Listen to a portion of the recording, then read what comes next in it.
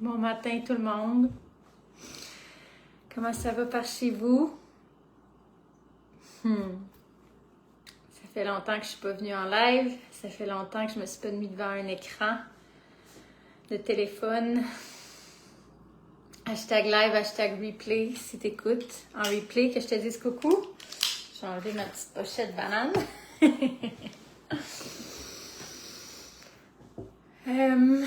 Alors, mon corps me fait signe ce matin que le temps était venu de venir partager, 11h33, de venir partager qu'est-ce qui s'est passé cette semaine dans ma vie qui est vraiment magnifique. Je vais appeler ça une intervention divine. Et je m'explique. Pour moi, une intervention divine, c'est lorsque tu t'es égaré on the path. Tu t'es égaré sur le chemin que tu étais supposé emprunter dans ta vie, tellement loin que tu savais plus comment revenir. Et que l'univers, Dieu, la vie, peu importe comment tu l'appelles, décide de faire un événement tellement marquant arriver dans ta vie que tu n'as pas le choix de réintégrer ton corps tellement que ça te fait vivre une émotion forte. Tu reviens dans ton corps, tu reviens dans ton moment présent, tu reviens dans tes sensations, dans tes émotions. Tout ça part du fait d'expliquer qu'on est plusieurs à ne pas vivre dans notre corps. On est plusieurs à vivre dans la fantaisie, l'illusion du futur ou les regrets du passé. On est toujours vers l'arrière ou vers l'avant. On est très rarement droit, vertical dans notre corps, dans notre moment présent, à vivre et à expérimenter toutes les émotions, les sensations qui sont dans notre corps, parce que la plupart d'entre nous, c'est too much. On nous a pas appris comment accueillir tout ça, on nous a pas appris comment transmuter tout ça et comment accueillir avec bienveillance toutes ces émotions-là. Donc, on se dissocie.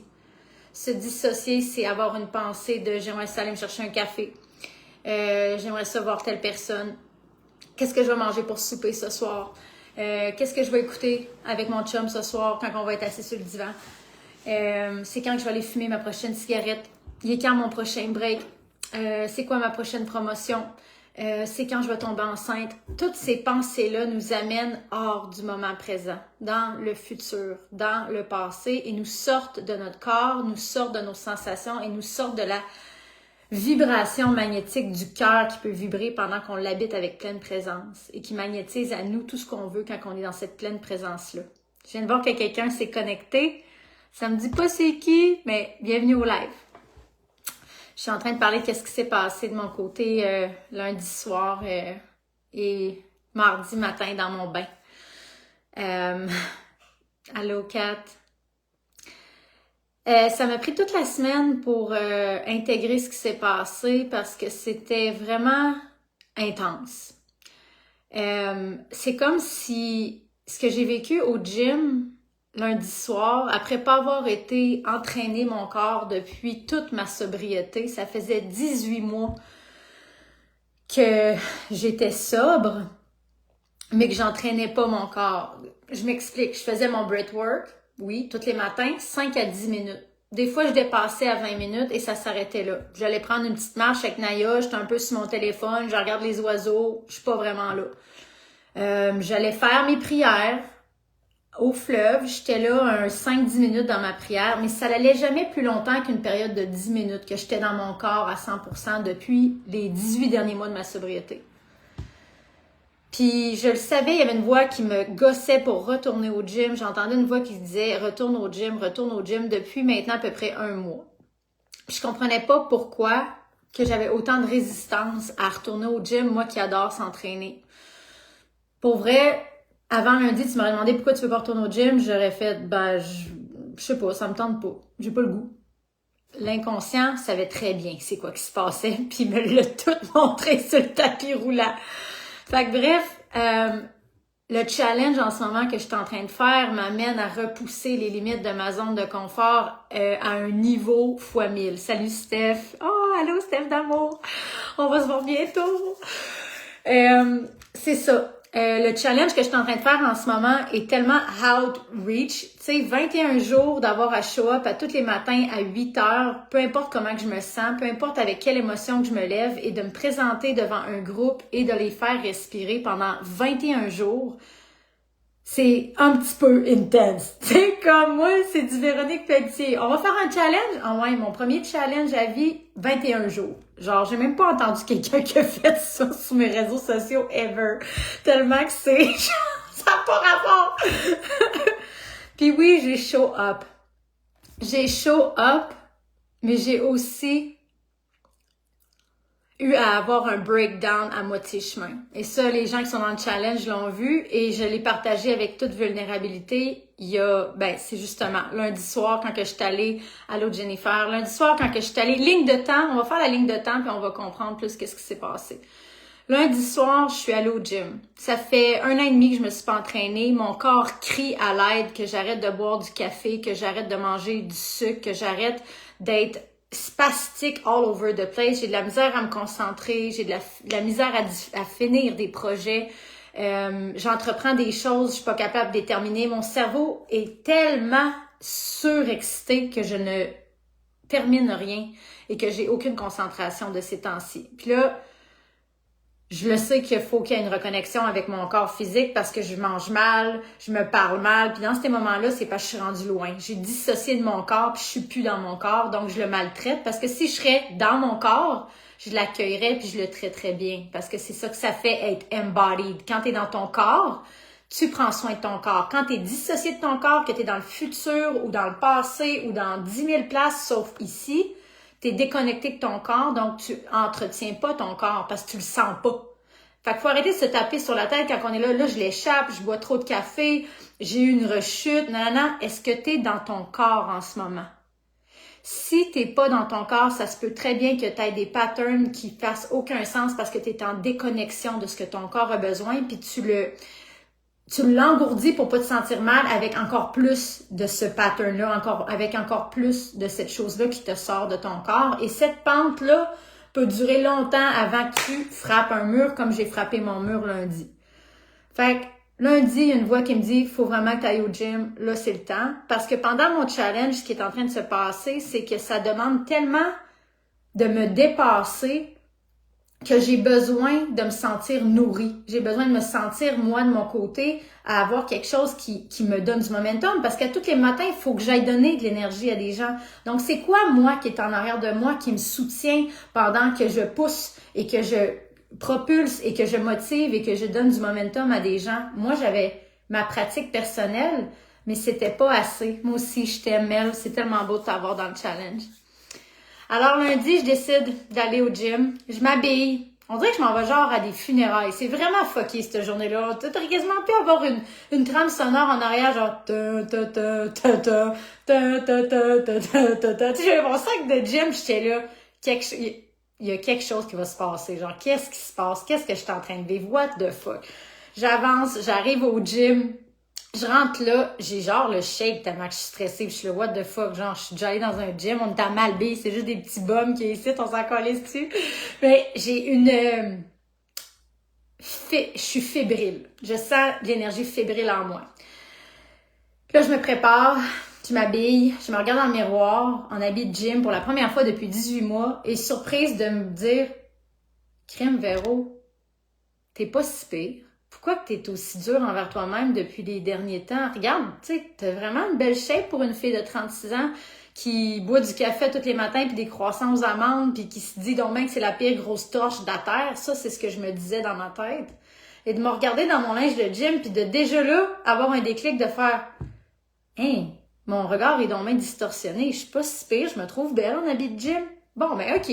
Fait que là, ça me donne un petit give-up pour aller sur le tapis roulant puis me remettre dans cette vibe-là de quand je m'entraînais puis que je me sentais bien dans mon corps. Je rentre, tout est normal, j'embarque sur le tapis roulant, je mets mes écouteurs et là, je me mets à marcher et c'est là que le premier download d'une mémoire m'arrive.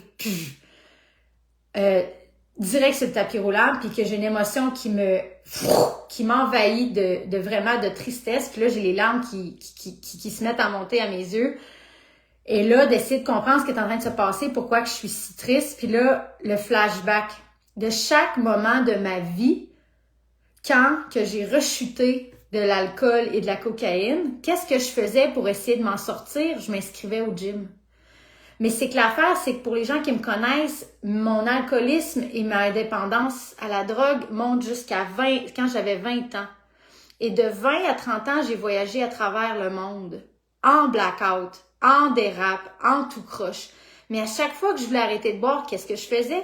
Je m'inscrivais au gym.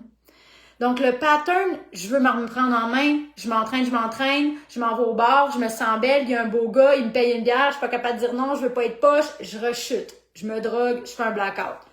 Le lendemain, je retourne sur le tapis roulant. Là, aujourd'hui, là, c'est aujourd'hui qu'on veut réussir. Là, aujourd'hui, là, je suis capable. Je vais au bar le soir, je vois un beau gars, il me crouse, il m'offre un shooter, je suis pas capable de dire non, je rechute, je vais au gym, je rechute, je vais au gym, je rechute, je vais au gym, je rechute. Imagine ça sur 15 ans.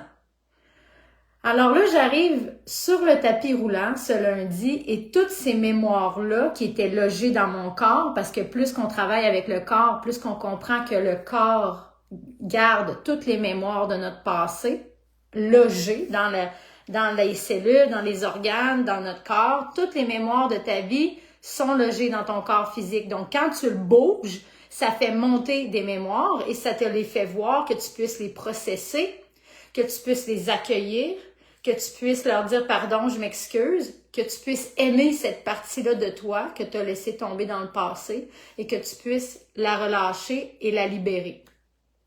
Allô Denise, allô Daphné, allô Sophie, allô Claude, il y a du monde! Oh! Fait que c'est ça. Fait que j'étais en train de dire que sur le tapis roulant, lundi passé, c'est comme... Puis en ce moment, je pense que pour ceux qui font le travail personnel sur soi, vous savez qu'il y a vraiment en ce moment des énergies intenses qui sont là pour nous supporter dans la transmutation de toutes ces mémoires-là. Ces mémoires-là souffrantes, les choses qu'on a enfouies, des traumas qu'on a vécus à l'enfance, des séparations qu'on n'a pas fait le deuil, des amitiés qu'on a perdues, des emplois qu'on s'est fait renvoyer, toutes ces mémoires de deuil-là qui se logent dans notre corps, ici, là, au plexus solaire, où ce que je me suis fait tatouer quand j'ai fait le deuil de mon père l'année passée, puis qui a sorti un hostie de moton de marde dans ma session de respiration, qui était toute logée ici. Plein de mémoires de mon père étaient logées dans mon corps physique et me rendaient malade dans ma dépendance, me rendait en colère, me rendait coupable, me rendait honteuse et ça me poisonnait et tout ça vivait dans mon corps. On peut pas le voir, mais c'est à l'intérieur de nous, ça vit en nous et ça nous empoisonne quand on fait pas notre ménage interne de nos énergies puis de nos deuils qui vivent en nous. Moi, le deuil de mon père était direct ici. Puis quand on est allé en respiration, je me souviens comme si c'était hier, son visage est sorti avec bien d'autres affaires qui sont sorties de cette centre énergétique-là. Des choses vraiment que j'avais pas processées de mon passé qui me rangeaient de colère, que j'étais gardée de même à l'intérieur de moi. Puis les gens qui me connaissent, qui m'ont vu en blackout, quand j'étais en blackout, tasse-toi de là parce que l'ouragan Katrina est là en tabarnak et je démolissais tout sur mon passage. Je démolissais les cœurs de mes chums, je démolissais les verres du monde, je démolissais les maisons du monde, je devenais un hostie de bébête noire. Mais cette bébête noire-là vivait en dedans de moi, comprends-tu? Puis elle avait pas de voix pour s'exprimer. Elle était prisonnière dans mon corps, dans mes organes, dans mon ventre. C'était ici qu'il vivait le deuil à mon père. Puis quand que je l'ai enfin vu en respiration, puis toute cette énergie-là est sortie, et que j'ai vu le visage à mon père, j'ai été prise d'une émotion comme de 11 ans. Ça faisait 11 ans que je renflouais cette tristesse-là, cette colère-là et cette honte-là dans mon corps. Je pouvais bien me défouler dans la drogue puis dans l'alcool.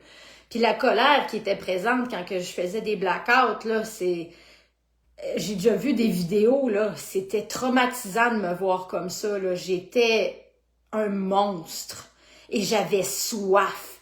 Je prenais les verres à tout le monde. Puis je me rappelle d'un gars que je voyais puis il m'avait dit « Véro, t'es débarqué à côté de moi, j'étais avec ma bosse, t'as pris sa bouteille de vin, tu l'as calé jusqu'au fond puis tu l'as éclaté sur le bord puis t'as crissé ton camp. » Ah! what the fuck? Puis moi, je me souvenais jamais de rien, là. Imagine vivre une double vie comme ça. T'as ton démon intérieur qui était ici, qui était logé à l'intérieur de moi, qui mangeait toute mon énergie, qui me disait « Je suis en colère, t'es une marde, t'as mal fait ça, t'es pas une bonne fille, t'es pas une bonne blonde, t'es pas une bonne humaine, tu mérites pas d'être ici. » Ça pustulait en dedans de moi, cette énergie-là de colère. Et quand que je buvais, là, le cerveau, il faisait « Moi, j'abandonne », puis la bébête, elle faisait « sur tout le monde autour de moi, genre. » Puis ceux qui me connaissent depuis longtemps le savent très bien c'est quoi. On l'appelait Shirley. Shirley, quand elle débarquait, bon matin Daphné, bon matin Yann, quand elle débarquait, était incontrôlable. Demande aux policiers quartier Saint-Roch qui ont essayé de m'emprisonner une nuit, comment que j'ai démoli la cellule. Ils pensaient pas que c'était une petite fille de 5 pieds 2 qui était dans cette cellule-là, ils pensaient que c'était genre Hulk. Fait que tout ça pour dire que nos énergies, bon matin Steven, nos énergies qui sont renflouées à l'intérieur de nous, qui sont pas vécues, qui sont pas accueillies, vont nous pourrir de l'intérieur et inconsciemment définir des patterns, des addictions, des façons de faire pour qu'ils puissent essayer d'exprimer cette énergie-là qui est prise en toi. Fait que si t'as de la colère, si t'as des deuils, si t'as de la honte, si t'as tous ces genres d'énergie-là qui vibrent à très basse vibration sur la pyramide des émotions, là, la culpabilité, la honte et les deuils improcessés, là, ça te poisonne une vie. Puis ce qui est dangereux, c'est que c'est dans ton inconscient. Ce qui est dangereux, c'est qu'on le sait pas.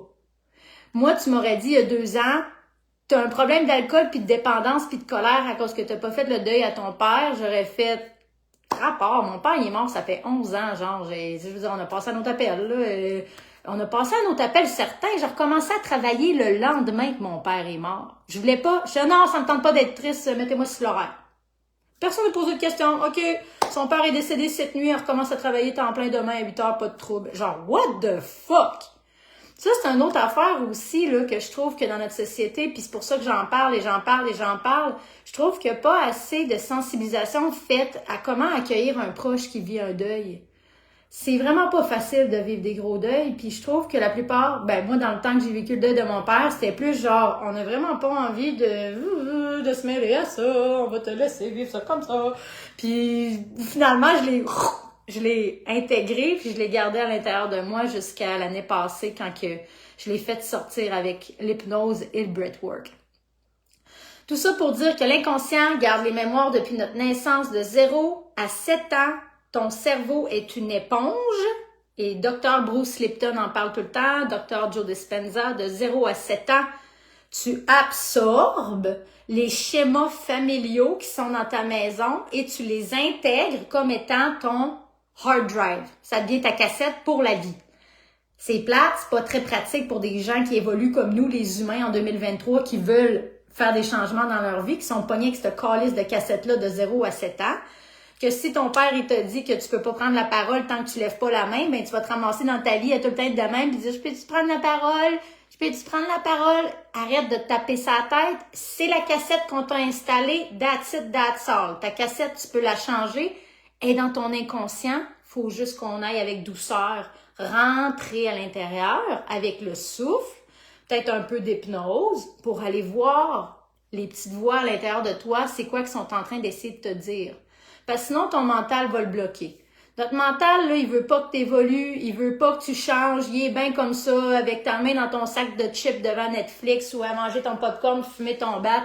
Ton ego, lui, là, il est comme « Alright! Fucking party, party, party! » Puis là, pendant ce temps-là, ton âme est là « Yo! On est crissement pas bien, je suis prisonnière de ton corps, on veut sortir, on veut vivre. » Puis là, t'as comme une bataille qui est vraiment incessante entre ton âme, ton toi supérieur qui veut que tu t'élèves, puis ton ego qui est là, on va la laisser, même crasser dans toute cette merde-là, là, puis on va la garder par en bas parce que c'est là qui est bien l'ego. L'ego, s'il voudrait, là, il voudrait la journée entière en boule, dans ton matelas, à pleurer ta vie comme une personne misérable, puis il serait comme « Yes, sir! » Yeah! Fait qu'il faut vraiment pas oublier qu'il y a un côté à nous qui est notre âme et que notre âme, ce qu'elle veut, c'est qu'on ouvre notre cœur et qu'on vive nos émotions.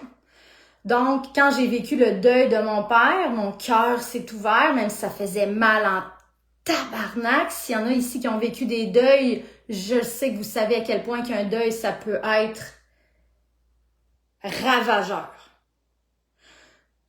Le deuil, là, c'est l'émotion qui peut paralyser quelqu'un au plus haut niveau, d'avoir quasiment l'impression d'être mort. C'est crissement pas facile de vivre un deuil de quelqu'un que t'aimes jusqu'au fond de ton âme.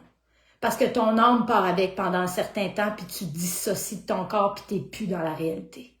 T'essayes de faire comme tout le monde, puis j'ai des frissons, là. Puis si j'en parle avec autant de ferveur, c'est que j'ai fait vivre le deuil de Naya cet été, et ça m'a fait vivre tous les deuils. La minute qu'elle s'est fait frapper, c'est comme si ça a ouvert une porte énergétique en moi, puis tous les deuils que j'avais pas vécus sont remontés. Puis un deuil, c'est dangereux parce que c'est tellement intense comme décharge énergétique quand ça fracasse le cœur, que si t'es pas accompagné puis t'as pas un safe space pour être accueilli, ça se peut très bien que ton cœur, là, si tu vois une image, là, il fait une muraille. Puis là, tu disparais. T'es juste l'ombre de toi-même. Tes proches te voient, mais tu sais, ils te cogneraient sur l'épaule pis t'es comme, hein? T'es plus là, man. T'es plus là. T'as tellement mal que ton cœur s'est refermé comme une muraille pis tu ressens plus rien. T'es juste engourdi. T'as pas vraiment envie de rien. T'as pas vraiment faim. T'as pas envie de parler. T'as pas envie de sortir dans chez vous. T'es un peu comme morte, vivante.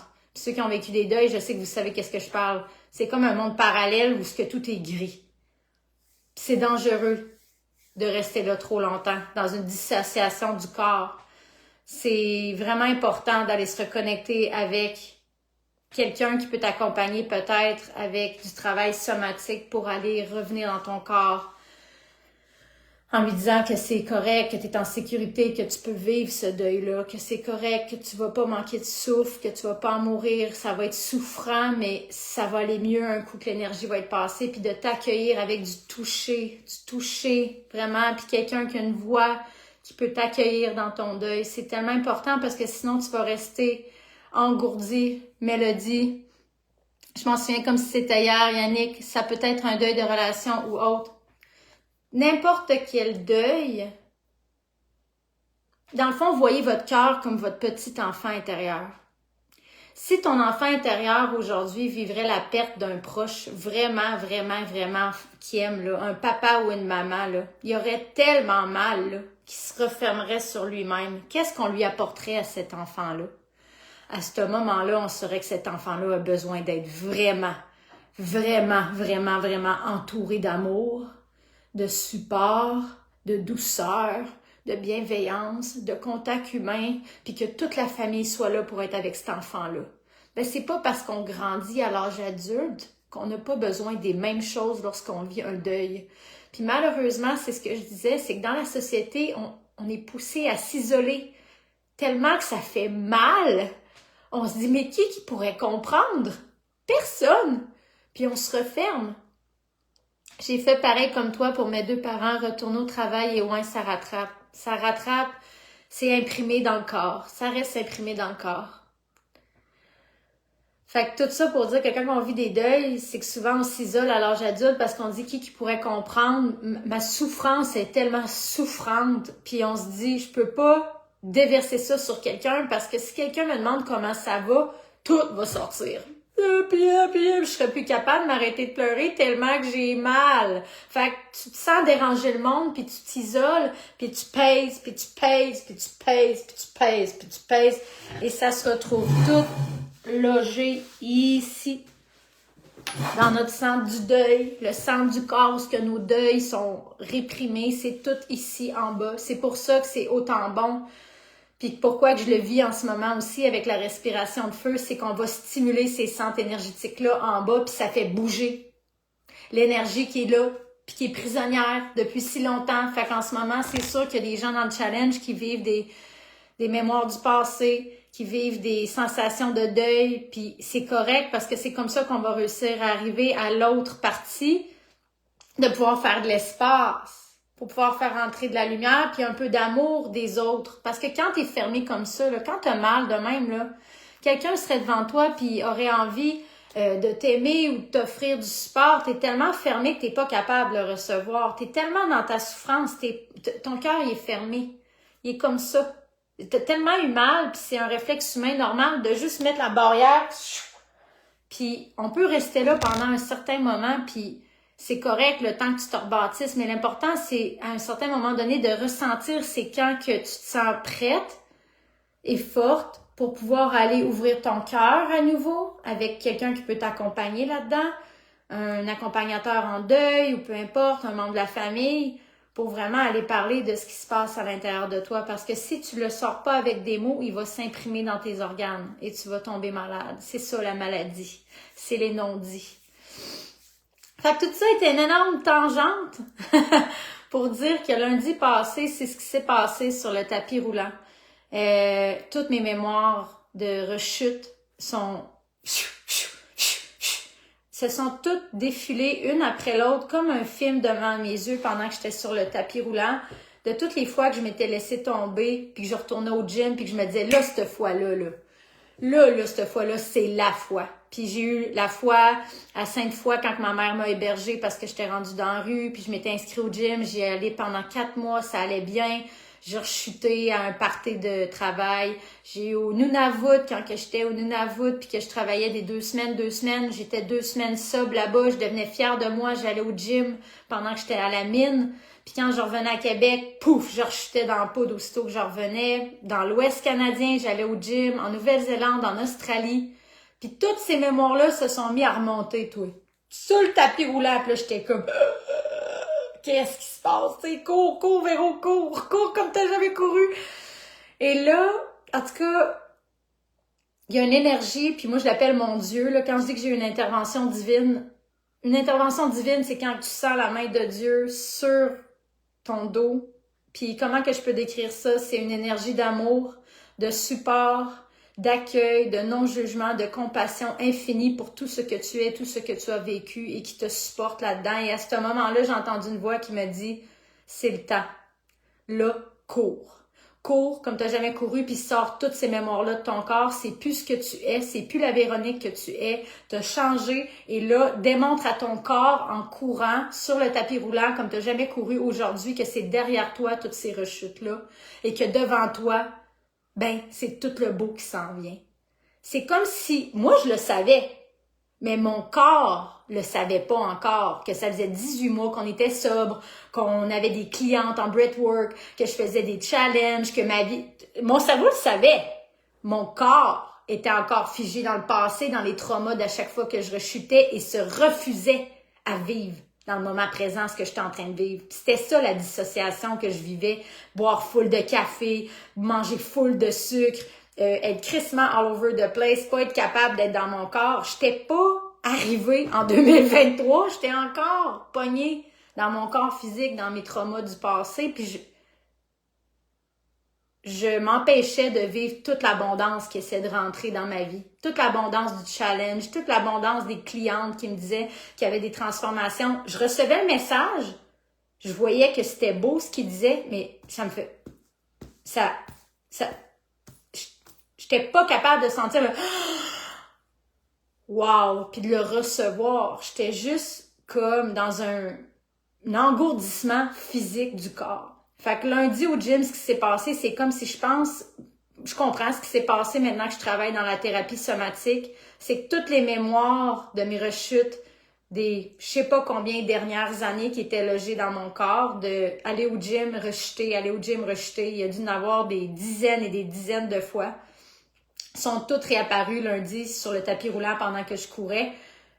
Puis j'ai vraiment entendu la voix, c'est le temps. Processe tout ça, go, vas-y, cours, transpire-le, purge-le, transmute-le, exorcise-le, go. J'étais de même sur le tapis, je courais comme une débile. Puis à un moment donné, j'entends la voix de mon beau-père qui se mêle de la conversation. Cours plus vite, donne-moi-en plus, cours plus vite. Puis ça, quand que j'étais jeune, pour ceux qui me connaissent, mon beau-père était très demandant. performance, entraînement, push-up, jogging, let's go. À chaque fois que j'avais des événements de sport, il me faisait un entraînement avant d'arriver, puis il disait ça, cours plus vite. Puis là, je suis sur le tapis roulant à 36 ans, à pas trop comprendre ce qui se passe, puis à juste pleurer dans le gym. Tout le monde a pensé que j'étais débile. Et là, je l'entends, cours.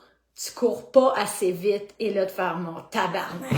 Tu veux que je cours? M'a courir, esti. Et là, je me suis mis à courir sur le tapis roulant, là. J'ai fixé un point direct dans le plafond, là.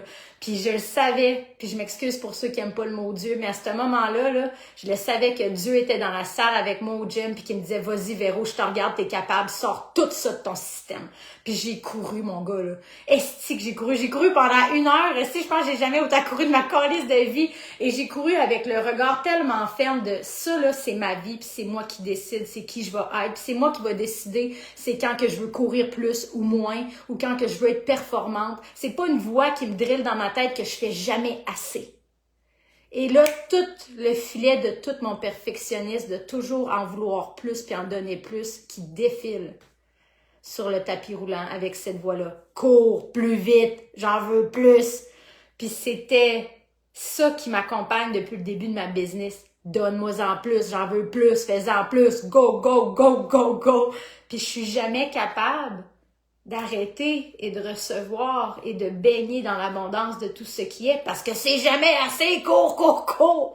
Et là, c'est ça quand on appelle un miracle du mental, c'est toutes les pensées ont toutes fait ting, ting, ting, ting, ting, puis un nouveau chemin qui s'est fait dans mon psyché de réaliser c'est de où que ça me sortait, toute cette voie-là de perfectionniste que j'ai depuis si longtemps, cette voie de performance, cette pression que je me mets, que à chaque fois que je débarque d'un appel dans le passé, là, puis maintenant, depuis lundi, c'est ça quand je dis quand j'ai vécu un miracle, parce que ma tête pense plus du tout de la même façon. C'est comme, on dirait que je sais que c'est plus moi. Puis avant, j'étais pas capable, quand je sortais d'un appel, de pas m'auto-critiquer, puis de pas être vraiment dure envers moi-même, puis de me dire que c'était pas à la hauteur, puis de me dire que c'était un peu échec, puis j'étais un tas de merde. Ça, à chaque fois. Chaque fois que je finissais un appel ou un challenge, une masterclass, quand je débarquais, cette voix-là, que j'avais pas nécessairement identifiée à mon beau-père ou à cette époque-là, mais il y avait une voix qui était toujours avec moi que j'étais pas assez. Qu'il fallait que j'en donne plus. Donne-en plus. Donne-moi-en plus. Mais tabarnak, lundi sur le tapis, là, j'en ai donné plus, puis j'ai dit là, c'est la dernière fois de ma vie que je t'en donne, fait que je vais te le donner jusqu'au bout, puis après ça, t'en reviens plus jamais dans ma vie. Puis hey man, j'avais l'impression que je vibrais dans mes atomes sur le tapis, man. J'étais là, puis je courais comme si c'était pour le dernier jour de ma vie avec Forrest Gump. C'était intense. Puis là, le lendemain, quand que je me suis réveillée, il y avait vraiment quelque chose qui avait shifté, qui est encore présent avec moi. C'est comme si pour la première fois de ma vie, je me sens assez dans le fond de mon cœur. Je le sens. J'ai comme une plénitude qui s'est installée, puis c'est comme si tout le manque qui était dans mon cœur depuis je sais pas combien d'années a été remplacé par un genre d'amour infini. Puis c'est pour ça que je dis que j'ai vécu un miracle. Puis je sais que c'est une intervention divine parce que ça pourrait pas être juste de moi, avec mon corps physique, tout ça. Je peux même pas encore expliquer si bien avec des mots. Seulement ceux qui vont avoir vécu peut-être cette intense mort et renaissance à soi qui vont comprendre. Mais le lendemain matin, dans mon bain, je vais finir avec ça parce que c'était plus long que prévu puis il faut que je m'en aille. Mais allô Ariane, allô Gilles, allô Simon, hashtag replay si t'écoutes en replay. Le lendemain matin, j'avais le challenge, puis j'étais comme comment que j'explique ce qui s'est passé, puis j'étais fatiguée, j'avais une grosse migraine, parce que quand tu bouges des croyances comme ça, quand tu bouges des mémoires comme ça qui étaient logées dans le corps aussi intensément, le lendemain, t'es déshydraté, t'as des migraines, t'as transmuté de l'énergie, donc t'es déshydraté comme un lendemain de brosse. Fait que je me lève, puis j'ai un mal de tête terrible, puis tout ce que je veux, c'est me cacher dans mes draps, mais j'ai le challenge à 8 heures, tu sais, puis je sais que ça va me faire du bien, mais j'ai besoin de show up, faut que je me lève. Fait que je vais dans mon bain, j'allume une chandelle, puis je me mets de la musique tibétaine, puis j'essaie vraiment juste de retrouver un peu mon centre, qu'est-ce qui se passe, qu'est-ce qui s'est passé, comprendre toutes les mémoires qui sont sorties, puis aussi de la transmutation dans le cœur. C'était comme, on dirait qu'avant j'avais un vide dans mon cœur, puis là on dirait qu'il était rempli, puis qu'il battait de tellement de... en tout cas, puis c'est ça, je me suis assise dans mon bain, puis j'ai demandé... à mon Dieu, j'ai dit comment je vais faire pour remplacer toutes les distractions dans ma vie en ce moment. J'aimerais vraiment ça arrêter de boire du café. Ça prend toutes mes pensées. On dirait que je suis tout le temps à penser. C'est quand je vais aller chercher un café. C'est quand je vais monter à Québec pour aller voir, pour avoir de l'affection. Peu importe, tu sais, nos distractions qui veulent toujours nous amener à sortir de notre corps. J'étais là, comment je vais faire pour remplir tout cet espace-là? Toutes ces pensées-là par autre chose, parce qu'il y en a tellement des pensées qui sont des distractions. Comment que je fais pour revenir à rester ici dans le moment présent, dans l'éternel now que Joe Dispenza parle, que tout est possible? Puis ça m'a vraiment dit, remplis-toi avec tout ce que j'ai à t'offrir. Puis là, j'ai fait, mais comment que je fais ça? How do I receive it? How? Puis j'ai juste entendu une voix crissement forte dire, be present. Et là, ma chandelle s'est éteinte. Puis là, j'étais comme, allô?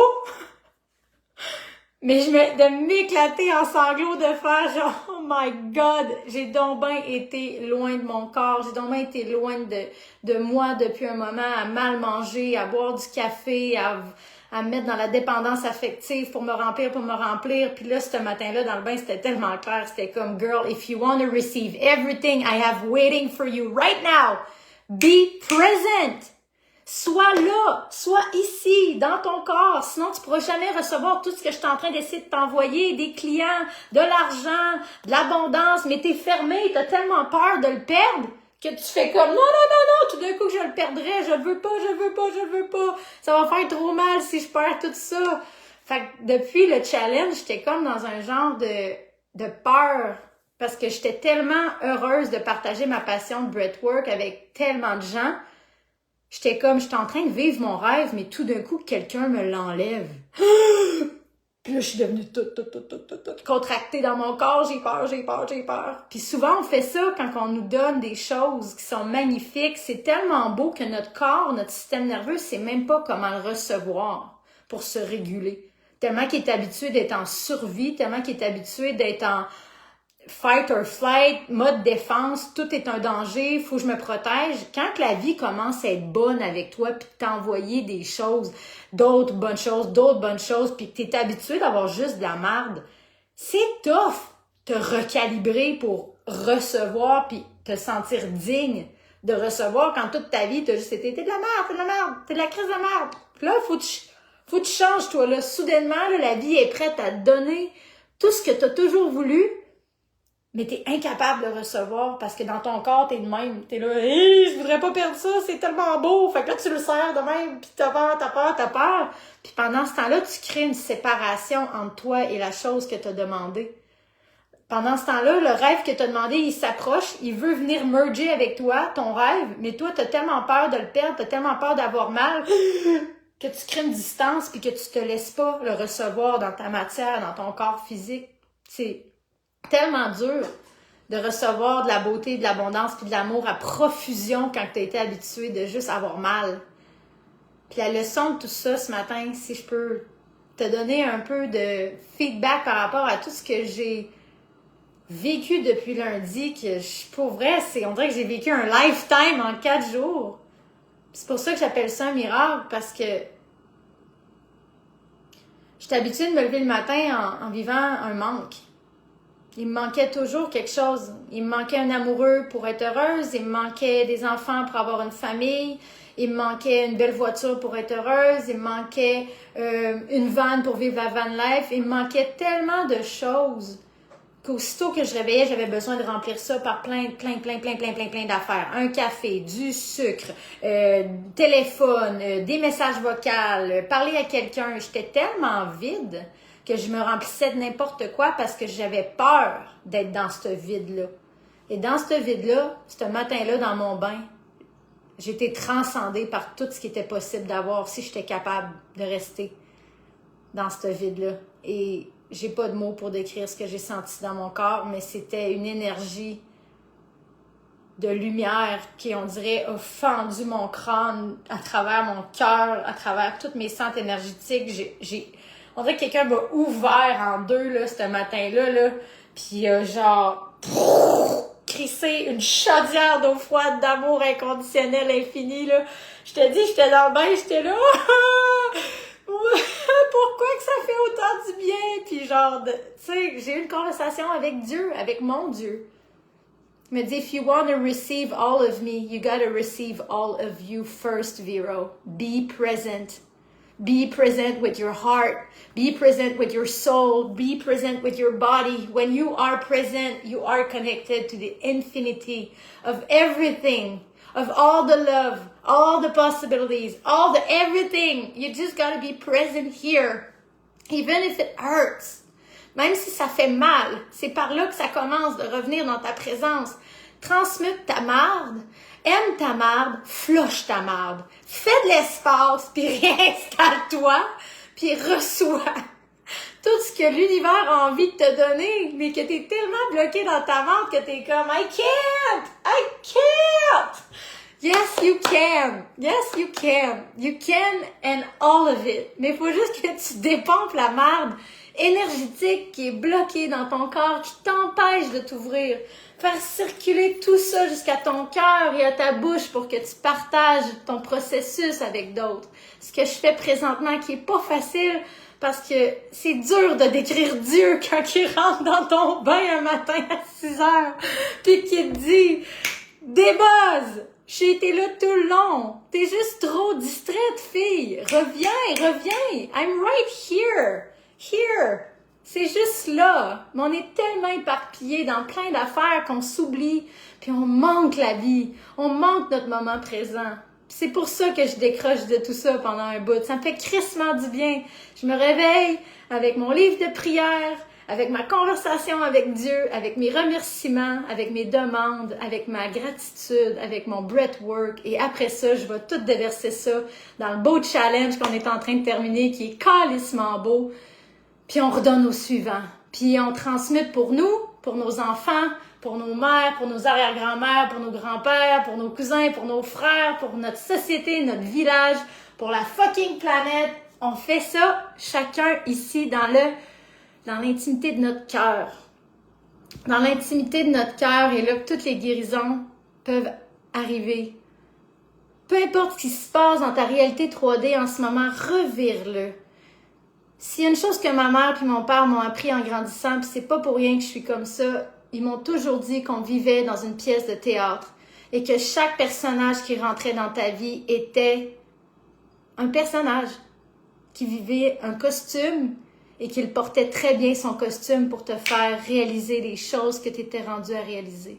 Fait que si en ce moment, tu as envie de pointer du doigt quelqu'un dans ta vie parce que, à cause de lui, je peux pas ça, à cause de elle, j'ai ça, à cause de lui, rappelle-toi que tout ça est une simulation, c'est une pièce de théâtre et que chacun de ces humains porte très bien en ce moment son costume de te faire réagir, allumer un trigger pour que tu puisses aller voir à l'intérieur c'est quoi ta résistance et que tu la transmutes et que tu te responsabilises de ta vie. Ta vie, ta responsabilité à 100%. Et après ça, observe le monde changer autour de toi quand toi tu changes toute ta perspective.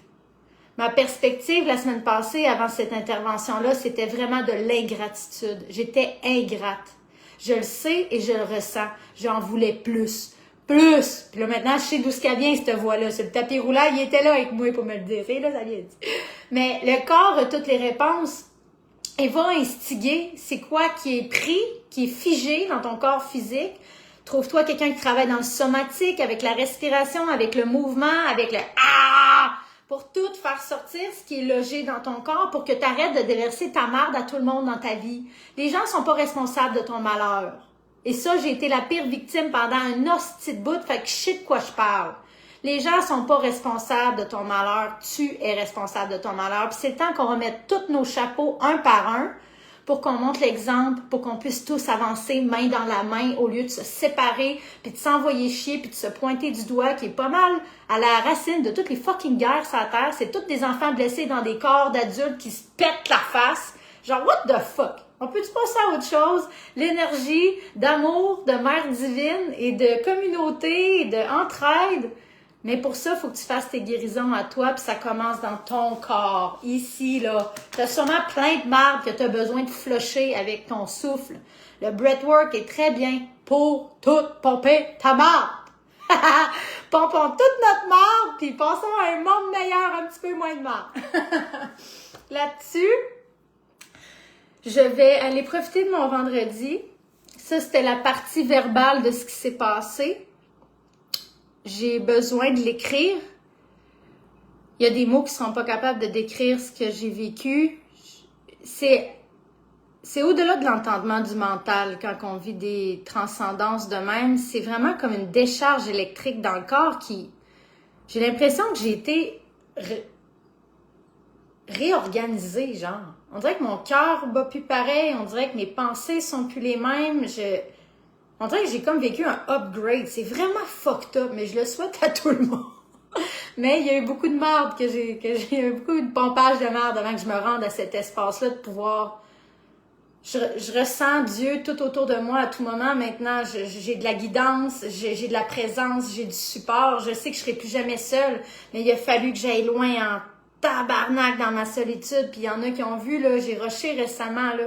Je me sentais seule en tabarnak. Ben au fond de tout ça, j'ai trouvé tout ce qui a pris la place en ce moment. Puis pour vrai, ça vaut crissement la peine. Puis le voyage au plus bas de tes profondeurs. Parce que ce qui t'attend là, c'est pour la vie, man. Puis t'as plus jamais besoin de ressourcer à l'extérieur de toi. T'as tout. T'es connecté. T'as pas besoin. Tout est là. Fait que je vous souhaite une excellente journée. Merci d'avoir été si nombreux. Puis Mélanie, je t'aime. On lâche pas. On pompe notre merde une journée à la fois. Je vous aime. Puis arrêtez pas de respirer en conscience. Revenez à votre souffle. Revenez dans votre corps. Arrêtez de quitter votre corps. Revenez à votre corps. Revenez à votre corps. Le corps, c'est la porte de tout. C'est tout. Et encore plus. Namasté, le mental qui s'incline devant la sagesse du corps. À bientôt tout le monde. Bisous.